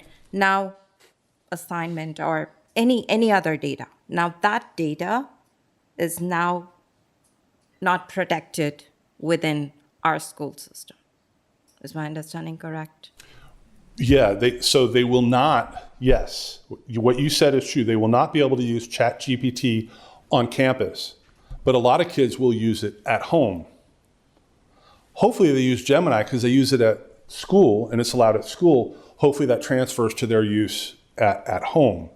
But I mean, there's how many different AI tools are there now? Yep. Yeah, it's all based on what the tool can produce. Yeah. So there is a chance that they could use another tool and our data is not fully protected, at least as far as the assignments go. I think our data on campus is always protected. So if a kid goes out and does research with ChatGPT at home, puts that into a research paper that they're writing, and they bring that to school and turn it in, the fact that they use ChatGPT or tools that they've used with ChatGPT I don't think is going to follow them when they turn in that piece of work in their Canvas shell at high school or at grade 7, 8. You see what I'm saying? So they may use that different tool, but the outcome that is produced. I understand, but if I remember from November 3rd, when I was educated, that was a really good presentation. My understanding was you input a data within a chat, within any AI tool, it's going to keep learning. It's going to take that, and that gets into its data set. So even if we bring the result back here, now that our assignment, which our teacher may have put in a lot of effort, framing that, now that's gone into the public data, and it's out there. You're correct, and that's gonna have to be a part of our training. That when our teachers have conversations with students and the tools they're using, because you're right, if they go out into ChatGPT, that's not protected away from school. If they're using our Gemini tool, then it is. So you're right. Yes, there would be tracking of their searches and what they're doing if they're not using our tools. Okay, so that requires a training as well. Yeah, and that's something that we have to communicate. We have to communicate to the students. We got to communicate that with parents, and so on. Thank you. And the next question I had was, so you mentioned that the teachers, they're all learning at their own pace, and that is totally what is possible, right? Each one learns at their own pace. Now, do we have a deadline by when they all have to, everyone gets to know this by this date or something like that? So we are attempting to bring everybody up to that baseline level we talked about on November 3rd by the first training day in July that we're back in 26. Because of TK2 teachers were off learning the reading. Thank you, the RDS, the reading difficulty screener. So they will catch up and come up to that baseline, right? I have a sneaking suspicion that they're learning from their peers at their school site right now, like Trustee Modi mentioned. But officially, yes, we're going to bring them all up to that level. And then we're going to work to bring everybody up to the next level moving forward. And we're just going to treat it like staircase, right? We're going to keep improving and teaching our teachers. Okay, great, thank you. So the next one is, I also remember you mentioned about the students' critical thinking, right? It's very efficient, even though AI maximizes efficiency, students' critical thinking is very important. Could AI widen the achievement gap? And what sort of safeguards are we putting in place to prevent that? I think that the answer is yes. It could widen the achievement gap for those that have access, which is why we need to give access across the board and have equity. We have to do that for all of our kids. We can't be a district of have and have not when it comes to this technology. We have to be equitable across the board. So yes, your statement is correct.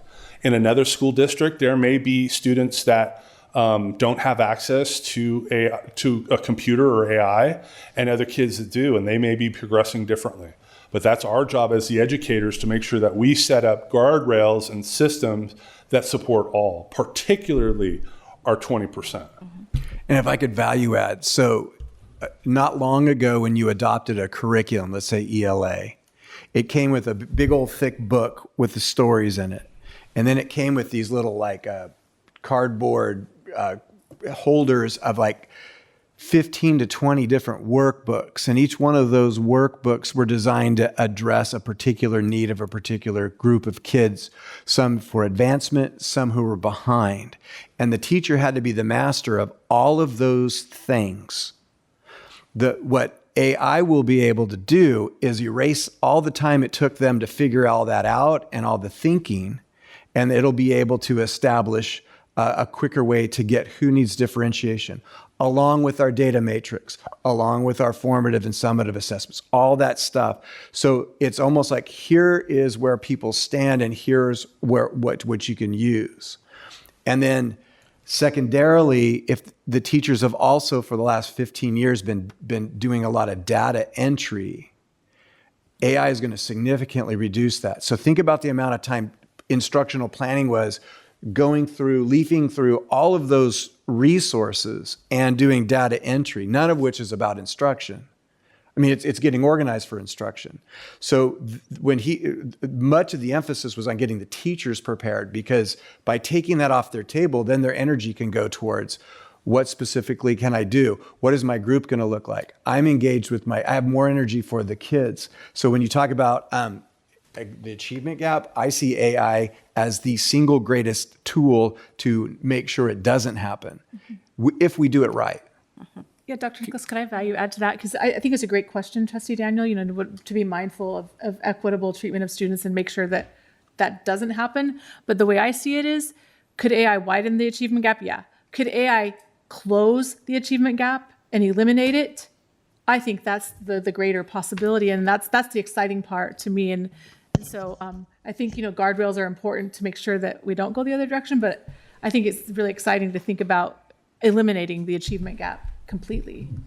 There was one of the presentations at CSBA talked about how they use data. A lot of schools, and I'm not speaking on ours because I'm not informed enough, but would identify students who were failing at trimester time or semester time, right? And what this district did, and I somewhere down south on the Central Coast, what they did is, as the teachers were putting in grades, weekly, they were able to use technology to identify students who were, A, C, D, and before you got to the end of the semester grades. And that way they can identify students early and hey, what's going on? What's going on at home? Something's impacting you. So it could be used to identify students who might fall into that achievement gap, help address it sooner, and get them help quicker before they fall into that. So I think yes, you could have haves and have-nots, and currently you probably have students at home who have their parents paid for a professional license and they're using it and getting ahead, and then you have students who can't afford it or their parents say no, and by getting them a licensed version through Lammersville, that does create that equal playing field, which is, I think, a really good thing for everyone. But you can also find ways for our district to use it to help find ways to close that achievement gap as well. Thank you. I have a couple more questions. So the subscribed one, the Gemini subscribed one, are we also purchasing it for our classified staff?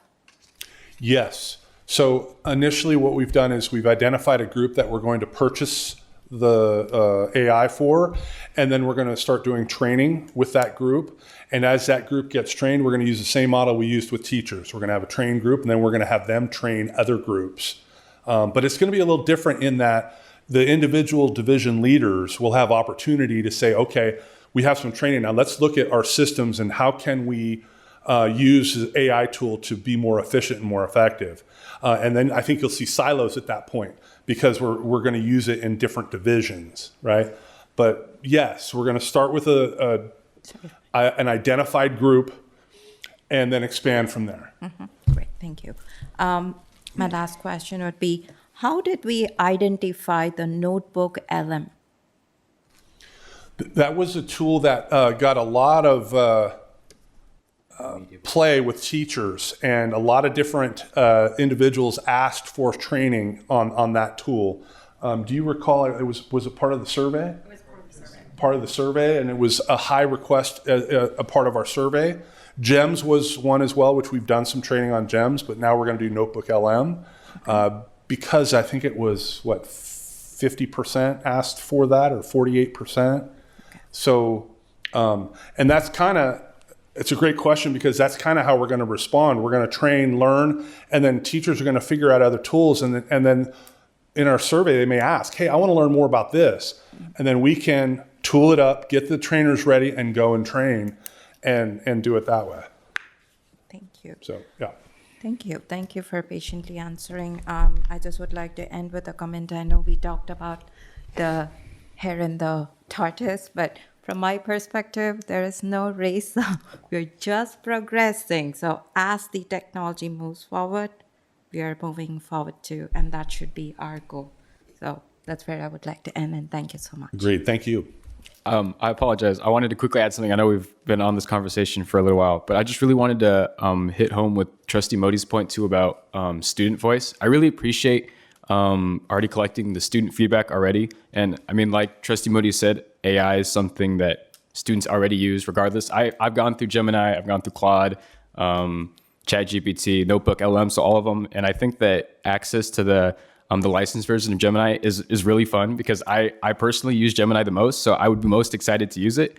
I just wanted to make sure, again, that there would be a source of feedback for the students too, just because one thing that I notice is I'll typically use a different AI platform depending on the class. Some AI are better at one class than they are for the other, like some are stronger in math or better at refining like my English.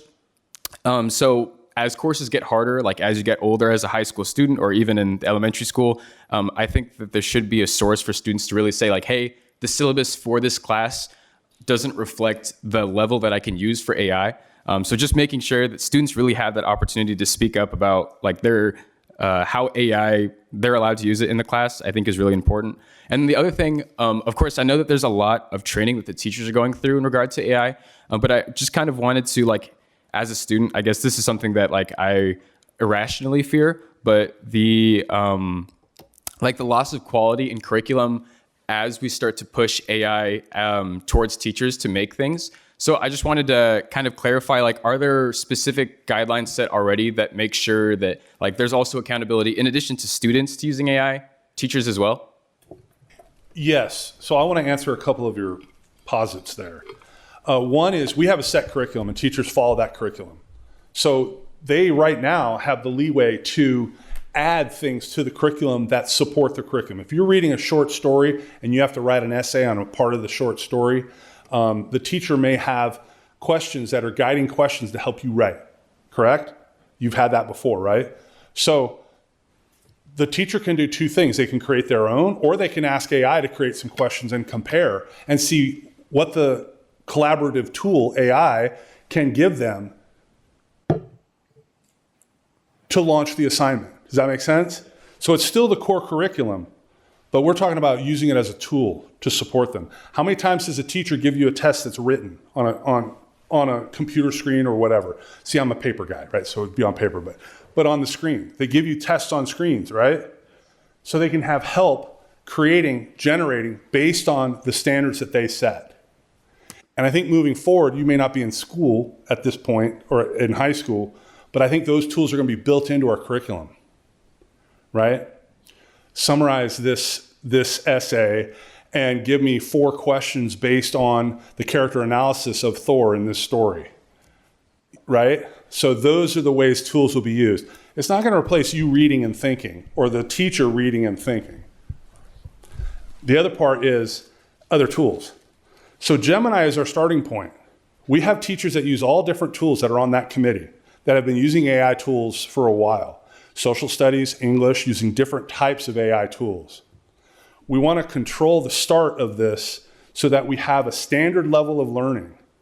That's not to say that later on, a couple of years down the road or whenever, there aren't other tools that are going to be used. Make sense? Yes. Okay.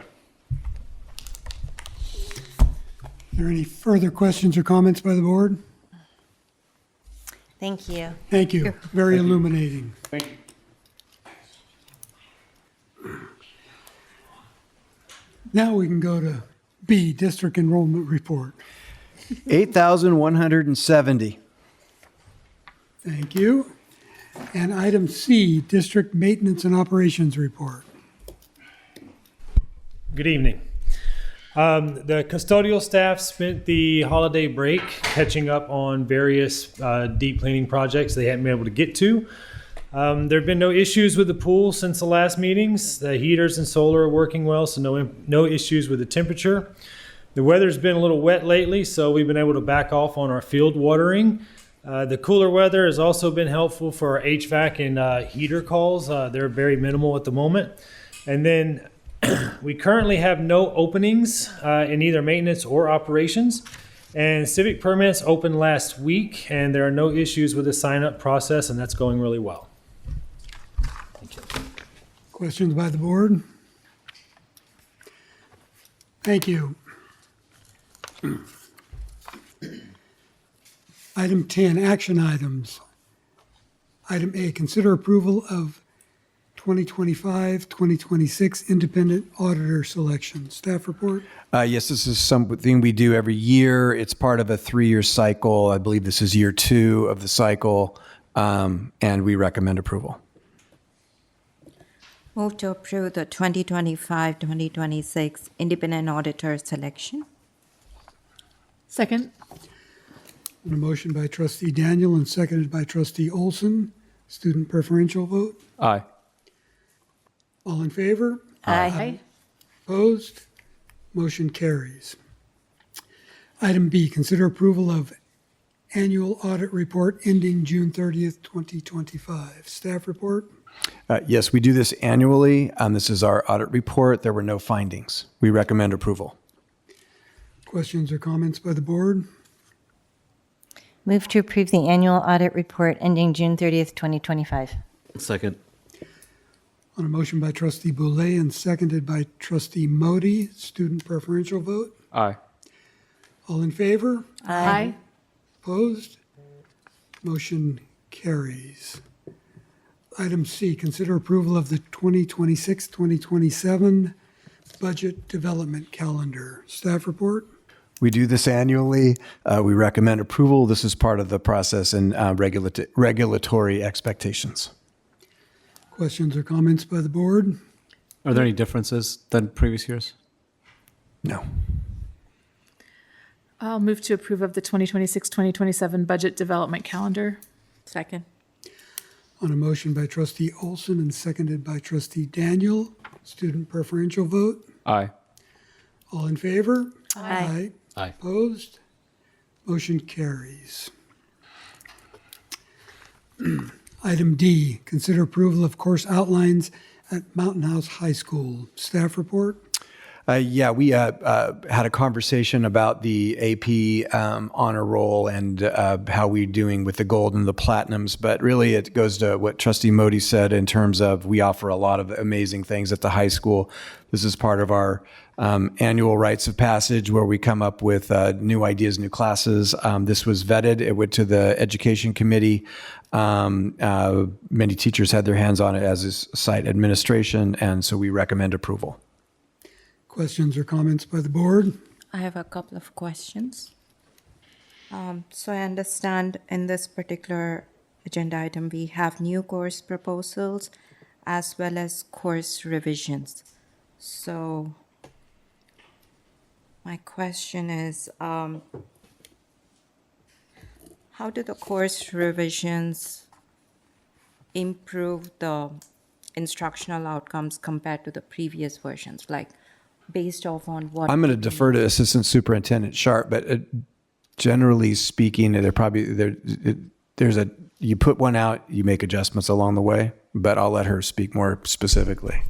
So it still follows the criteria for a new course. However, they might look at a particular course or an area of the course and improve upon it. So there was a couple courses in there that the rigor really warranted an honors class. So instead of it being a regular class, it was moved to an honors class on there. There was English classes that they reviewed one of the novels in each level and recognized that there was a better option that could provide better, more relevant instruction to the students. Thank you. Thank you.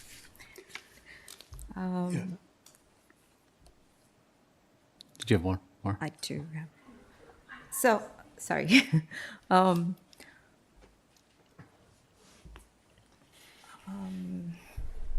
what is the process if the course does not meet the expectation after it is implemented? Like, let's say, for example, we have an AP. We have AP cybersecurity. And if we do not have the maximum number of students there, then what is the plan? Like, if it does not meet our expectations. Sorry, I couldn't hear part of your what you said. Yeah, sure. So if the particular course which we are proposing does not meet our expectations, like not a full class, then what are we planning to do about our implementation? So if we don't have enough interest in the class, we wouldn't offer the class. It does depend on student interest if we can run that class or not. So my understanding is we are providing the option. Let's say we take AP cybersecurity, for example. So we are putting it out there and then gaining interest. And then if it doesn't fill up, we are just not going to have it as part of our AP list. It'll still be an option. It just might not be offered in that semester or that year, depending on what kind of class it is. So there are courses that we have that aren't offered every year, but they are approved courses that we have in our program. Got it. Thank you. You're welcome. And staffing is determined by balloting, and if there isn't enough interest for a new class, then we wouldn't hire staff or we wouldn't delegate staff. Are any classes removed to support the additions? Not at this point. Any? Not, okay. We have had classes that were discontinued. There was one that fell in the science realm, but it was kind of a stretch, and the teacher left, and therefore the interest left, and then that class was discontinued. So that's not as frequent as adding classes, but it has happened. Is the process to remove a class, would that be part of, would it be part of the same agenda item, or is that just done administratively and not a board inform item? I guess it could be a de facto removal by lack of interest. Circumstance, it would be probably case by case, but I'm trying to think of a scenario where we would bring it to the board to approve something that we were just pulling off the shelf for a while. So case by case. Typically, no teacher and or student interest, number one. teacher availability, number 2. In other words, if a class was pulled for either of those reasons, and at a later date, either we got a teacher that wanted to take on that course, or student interest was such, it could be brought back by the same mechanism. Correct. Same with job descriptions. We have job descriptions where we don't fill, we pull them out, and then we can bring them back. So yeah, they just go over here. I just couldn't think of a scenario where we'd kill one, but it's possible. If there was parent uproar over the choice of a book that's being used in a course, would that be something that would go to the board, or? Again, Parents would. Yeah, circumstantially, there's a process to opt out of any curriculum matter, so that would be step 1. If we had a group of people that wanted to go after a particular book, that would probably go all the way through the chain of command. Okay. We don't have to get into hypotheticals. No, I got it. But it's depends on the inclination of the people who object. I taught in a very conservative, very religious community. I was able to teach the book The Catcher in the Rye, and why it worked. It had profanity in it. It wasn't anything super controversial, though some people would think it was, as the parents had an opportunity to read the book beforehand and had an opportunity to come and discuss it with me. So again, it just depends. Further comments or questions? Move to approve course outlines at Mountain House High School. Second. On a motion by trustee Boulay and seconded by trustee Olson, student preferential vote. Aye. All in favor? Aye. Opposed? Motion carries with 5 ayes. Item E, consider approval of school facilities impact mitigation agreement with KB Homes to authorize the superintendent to take the necessary actions to complete the agreement. Staff report? Yes. So College Park, as you all know, is very complicated. It's because there's not one master developer. We have done a series of negotiations with individual developers. There were 3 specific areas to be built. One is the old school site at B, one is the Pulte territory, one is the Shea territory. They were all the initial properties that were going to be negotiated. Because of circumstances with lack of developer cooperation, we ended up having to negotiate with subsequent builders or successor builders. This is the third of a successful series of 3 negotiations, the first with Pulte, the second with Shea, and now KB Home. This is this will be the houses built on the old school site in B, and this will conclude that part of those negotiations. A significant achievement on the team's part to get this all done. And I'd like to give kudos to the whole team because this was a rigorous back and forth and required a lot of persistence and follow-up. So thank you to Dr. Nicholas and the whole team for accomplishing this. And I hopefully this is the final step. Let's hope so.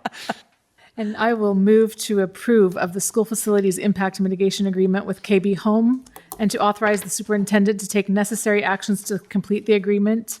Second. On a motion by trustee Olson and seconded by trustee Boulay, student preferential vote. Aye. All in favor? Aye. Opposed? Motion carries with 5 ayes.